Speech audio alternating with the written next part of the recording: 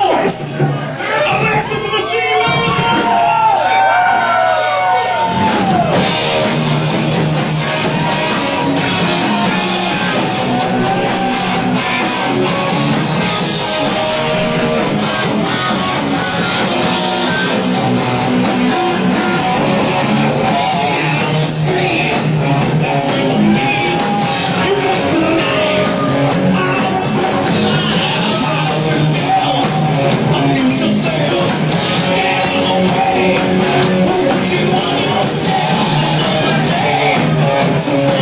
Ladies and gentlemen, that beautiful voice belongs to the one and only Mr. Brian Meyer. He's in the studio with us right now. Have you know we wrote that song in the parking lot before that event? Oh my God! Man, I was wondering That's who wrote how good that. we are. Yeah. You, sir, you write songs that sound like other people's songs, which is good because It's just a little I write similarity. songs that no one wants to hear. There's a bit of a similarity. But have you ever been sued for plagiarizing yourself? Not yet, but the night is young. John Fogerty did. I may be plagiarizing myself a little later on in the evening myself. Yeah, I plagiarized before I came over here. Well, you Well, I know. was 20 minutes late. Yeah, I All have right, a date with I'm glad you rinsed off first. Wait. I have a date with Pamela Henderson. Oh, Mr. Meyer, sir. Mr. Meyer, We're going to ignore Mr. We're gonna Baker please- earlier. Yes, is- well, why not, don't ignore me. I get louder. Short whiskey and Oh, Lord. drinking cocaine. Yeah. So where were we at? Where were we at? Well, we were told by Where our we at? intrepid drummer that that's it's not not working going to out. happen. We're not going to play. So our bass No player John deal. Harris said, "Are you crazy? Get out!" So he packed up his lovely set of tamas, and we went on a drum search, and we had some drummers come out, but just never found anybody. And in the meantime, Jay Calfee, who I had met up in Virginia, who was at the time a 16-year-old guitar player, was playing in a band called Destiny's Child. Long before Beyonce. Wait a minute, okay. Long before Beyonce. Good name though. Yeah, it was right up until Beyonce got took it. Glad he He interjected. got ripped right off. Yes. Being such a pussy. Is that what he told Beyonce? Is it Beyonce? Stop being a pussy. Bingo. Do it now. Who's your daddy and what does he do? You realize he's going to take our laptops and beat the hell out of us. I'm trying to get to the meat here, man. We've heard you like to get to the meat, sir. But Don't anyway. give a me roast that beef crap. sandwich. Yeah. Right, with horsey sauce. Yeah. Ugh. Chill out. I've been there. Dickwad. Extra yeast. So anyway, he gave me a call and he said, I've joined this band up here, and we've got a year's worth of gigs, full PA, a Damn. truck, lights, all of this stuff. There's a drummer named Mitch Hull that's playing with us. Oh, yeah, Wait a Mitch. second. And Okay. that was all I needed to hear was that Yeah. Mitch Hull was playing. I was Yeah. like, I'll do it. Yeah. So I told the guys in Alexis Machine that I had been approached, and they said, we understand, we're not together right now. We've been you having a didn't hard time hold- getting all this. You didn't hold a grudge like I do for 40 years. I did not. No one slashed my tires on the way out of the rehearsal space or You anything can like ask that. Dave. I hate everybody that leaves the band. So at the time, nice. Never speak to him again. Let's call Kevin Brown. Okay. He's on the phone right now, as a matter of fact. Hey! He thinks you're someone else. He's a first-time caller, long-time listener. Yes. Anyway, yeah. First time caller, long time member. Don't be ridiculous. So, okay. Mitch Hull is aboard. So Mitch Hull is allegedly aboard. So at the time, I was, a svelte individual, not quite as I know svelte I feel now your pain. as I am, and I had the Bon Jovi haircut and stuff like that. So I roll up Old Bon Jovi or new? Old Bon Jovi. Okay, cool. Yeah. I hate new Bon Jovi. curly blonde. My wife highlights, wants me to go yeah. new Bon Jovi. I'm like, I can't do that. No. So I go up to this rehearsal, and it's up in the middle of, Bumfuck. pretty much, up above Bassett, Virginia, and we roll up into this nice house that had a walkout basement with sliding glass doors and stuff like that. And there's all this musical equipment in there, and I'm looking at the drum set, and I'm like, that's not Mitch Hull's drum set. And they said, oh yeah, Mitch just left to join Salem. Okay. Oh, that's why I came. Yeah. Yeah. Is So it too late anyway. to go back? Yeah, well, I'd already driven an hour and a half up Yeah, there, so I was yeah. like, so I walk in, and they said, you've got the job. And I said, I haven't sung a note yet. They said, yeah, but you're real pretty. And I said, That how it works. And he's over here looking at me going like, what happened? And Negative. so Negative. So I walked in, we rehearsed a little bit, and we went on the road for about a year and a half. And what we were in Virginia, the band was called Street Legal. And what we were in Virginia was we were the second best band in the New River Valley. If you could not get Stax, you got Street Legal. Oh, wait, I remember that name. When Stax would go to Magic Attic for the summer to go play there, that was our salad days. We would tear things up in the New River Valley because, you know, they play the same thing Stax does, only they don't charge as much. So we went up there with our huge PAs, and we literally had an old grocery truck that was just packed to the rim. We traveled with 4 and 5 roadies. This was back when you could do that. Back in the day. Back in the day. And we would go play things like, Firehouse, Motley Crue, Dokken, Mr. Big, all of the popular stuff back then. Yeah. And played with them for about a year and a half. And the guy that owned the PA finally decided, he was done. He had originally started as one of the guitar players in the band. And he said, my wife doesn't want me to be out playing and all this. So the band just sort of slowly drifted apart. And I came back to Greensboro. And by this time, my friend Kenny was playing in Suicide King from right here in Lexington. And they were starting to play out and get some notice playing in the Battle of the Bands over at LJVM. And that was the first time that I saw them over there. And he actually introduced me to George Wagner, who was a guitar player for Society's Child, and Clay Howard had just left Society's Child, and they were like, "You sing?" And I was like, "Yeah." He was like, "Well, why don't you come out and audition?" So I did, and for the next year and a half, almost 2 years, I played in Society's Child back in, I think it was 92, 93, and left them. That band sort of disintegrated along about 1994.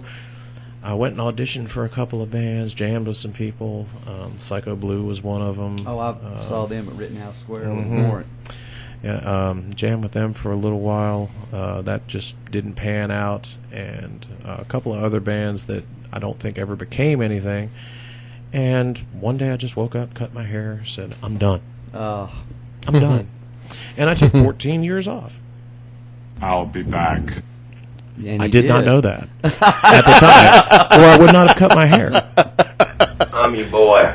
But I went and took a job in Shelby, North Carolina, managing a warehouse and being shipping and receiving manager for this company, and just hung out and cut his hair, got a real job. Got a real job. Was sitting in the office one day and looking out. I had a big glass window that looked over the production floor, and I said, I hate my life.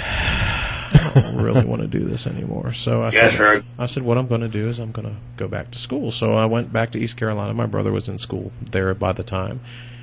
And I went back there and, got into the restaurant business for a while. And then I got into sales. And I took a job in Charlotte and was working in Charlotte when someone I hadn't heard from in years, Kenny Callum, looked me up on Facebook. And we were talking, and he said, "Yeah, we got to get together, man. Let's go play golf." And I said, "I see you're playing with Steve Harrison, Motorfinger." He said, "Nah, that's done. I'm in a band called Magazine now." He goes, "George, your old guitar player, used to play with us." I was like, "Oh, small world." Hell yeah. Yeah. And he said, "Yeah." He said, "George isn't playing with us anymore. He's had some health issues and this, that, and the other, and he's playing in a band with Susie." And I said, "Who's Susie?" And he said, "Sue." And I said, "Who's Sue? Black-haired Sue?" And he's like, "Yeah." And I said, "In a band." Now, Sue was a friend of Kenny's girlfriend. And Yes, ma'am. yes, ma'am. And, never knew she could sing. Every now and again, Kenny and I would be singing to Queensryche or something, singing the harmonies in the car, going to Rittenhouse or Beatty's or something like that, and we'd hear something out of the back seat, someone singing, and he'd turn the radio down, and she'd immediately stop. And he'd go, "Do that again." "No." What we didn't know is the whole time she was playing in a band that was signed to East Coast Entertainment as a backup singer in a show band. Wow. Cool. We didn't know that. She didn't share that information with us. But anyway, it turns out that, she had been singing while I'd been gone for 14 years, and she was putting a band together, and her and George had put a band together called Children of Karma. Heard them. And they were playing a party, and she invited me to come back to the party, and I was just like, wow, that's awesome. And, I work alone. Susie and I hit it off. We had Bet we you had, did, we had you known. dog. But what can I say? Put the mojo. Yeah. So anyway, we started going out, and I started hanging out and seeing her bands and stuff like that. And she's actually responsible for getting me back into playing. Cool. Because one of our first dates was going to see Kenny's Band Magazine, and when I went out there, Kenny pulled me up on stage and made me sing a Priest song. And cool. George was like, "Is that the first time you've been on stage since you played with us?" I said, "Yeah." And he was like, "Awesome." He goes, "You'll get back into it." I was like, "No, done." So I started hanging around with Susie and her band, and every now and again they'd pull me up and make me do a Zeppelin song or something like that. And I was adamant that, nope, not going to get back into it, not going to do it.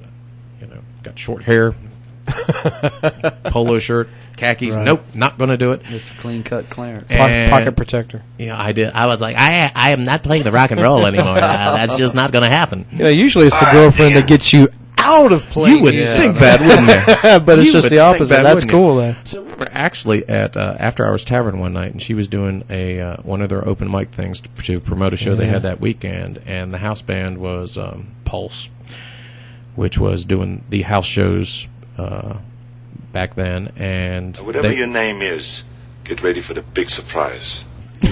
it's a big surprise. My name's Pulse. We're gonna play the song. Get the chopper. Ow, ow. That one was actually pretty good. I like Do it now.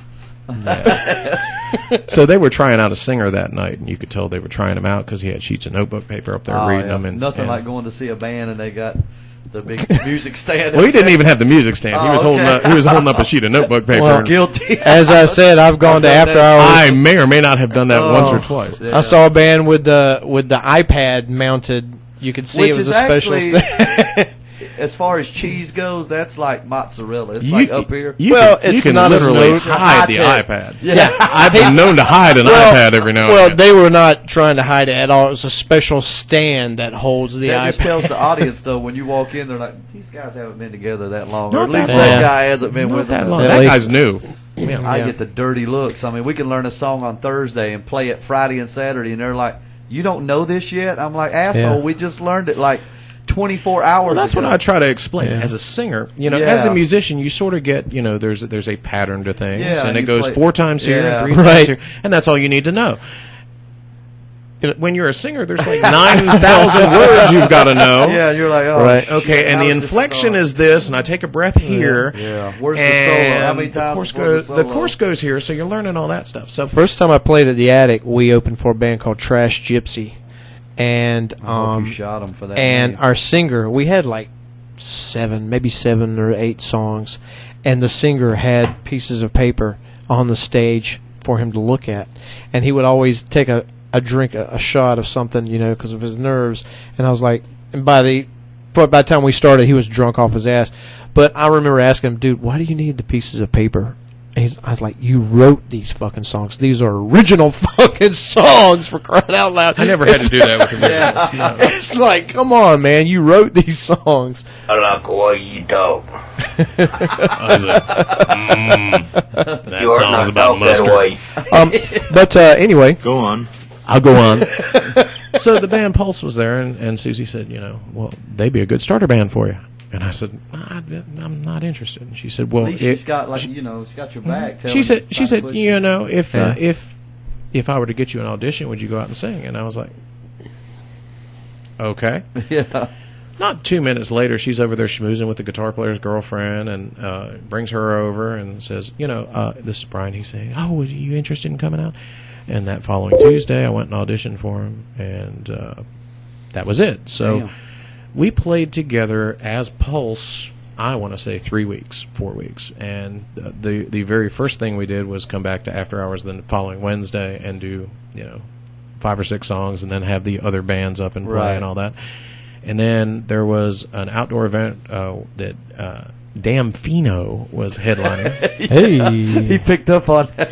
We got The Yeah. Damn Fino Hey. band. Yeah, we'll just be Actually, talking. my guitar player Chris, who played in Damn Fino, Oh, really? refers to it I didn't know as that till the interview. as Till- Billy Creason and Billy Damn Crash. Fino. there you go. I spoke with Vernon today, and he was like, "So what you guys got going on?" I told him you were going to be here tonight. He's like, "Cool, man. Tell him I said hello." I like Vernon. I'm your boy. Vernon, when Dan Fino is not playing, you can pretty much count on Vernon showing up Oh, at yeah. after Yeah. hours, Party animal. hanging out, and Matter of fact, when he called in on the first, wasn't it the first show? He had so much background noise. I said, "Where are you at?" He's up hanging out after hours. I'm like, "Oh, well, there you go." go figure. Yeah, exactly. So we played, and we did. It was a show on Halloween, and we had our Halloween party that night. We played the show, and Stan, the guitar player for Pulse, said, "I'm dissolving Pulse." I said, "Okay." Something I did, and he said, "No, You're I'm like just." Def Leppard. You've had a I lot know, of bad I luck. know. He just. I have both my arms, and Yeah. as so far as far, I know. But the night is young. Yes, but he I like him, he Frank actually Fried said, Tater. I'm dissolving the band. I want to put it back together as something else. This band has a stigma. I said, okay, whatever. So in the meantime, Stigma. That's pretty good. yeah, Susie had needed a drummer, so I got her in touch with Alexis Machine's old drummer, Mark Yarbrough, who did not want to play in the triad, but obviously now did. And he took Maybe he was hiding from a chick or something. Maybe. He took the gig, and she needed a replacement bass player, and I volunteered John Harris, and they were both playing in the band, and we were sitting at one of their gigs one night, and we were like, we should put the band back together. I said, yeah. It's like the Blues Brothers moment. It was. So We're putting the band back together. we got our old guitar player to come out, and he, in the meantime, was playing in a Christian metal band. Okay. Yeah, called Contagious Cross. And pretty cool name. from what I understand, his girlfriend didn't like the idea of him going out and playing in clubs and stuff like that. So she So said, your chick's trying to build bands. His chick's trying to tear them down. she said no more of that. She said no more.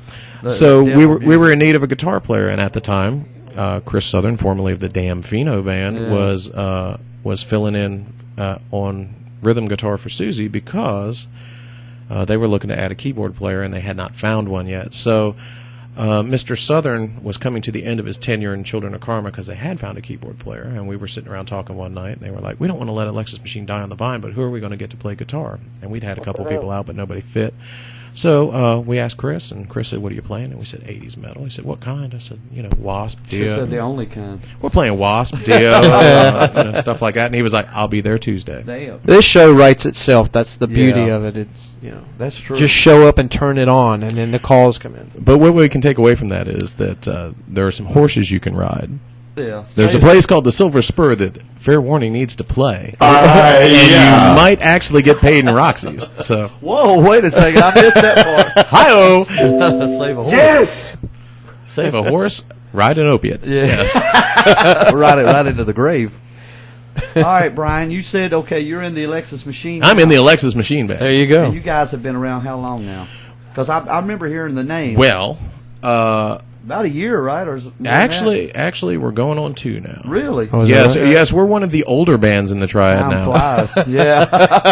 There's a lot of Because, I mean, other than Fair Warning, the Damn Fino boys, our fine friends in Black Glass, Sock Monkey, I think. is Sock another one. Monkey has been around, what 12 years or something like I that. don't think it'd been that long. that Oh, I long, think it maybe. has. I thought think it was has. 6 or 7 years. Oh, no, Yeah. longer than that. Really? Oh, Really? yeah, they've been through We several keep lineups. forget. Yeah, that's true. That's Oh, true. okay. And the Sucker Punch has been around, but they don't Right. really play They clubs got or all anything. different guys. And of Yeah, course, everything. before Black Glass was Black Glass, they were smoking.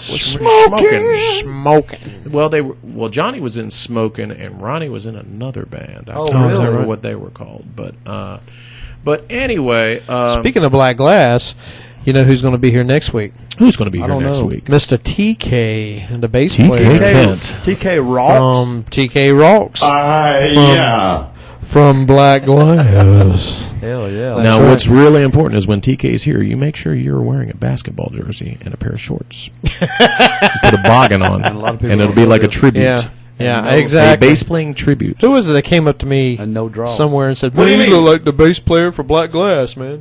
I was like, He said, no. but without the talent.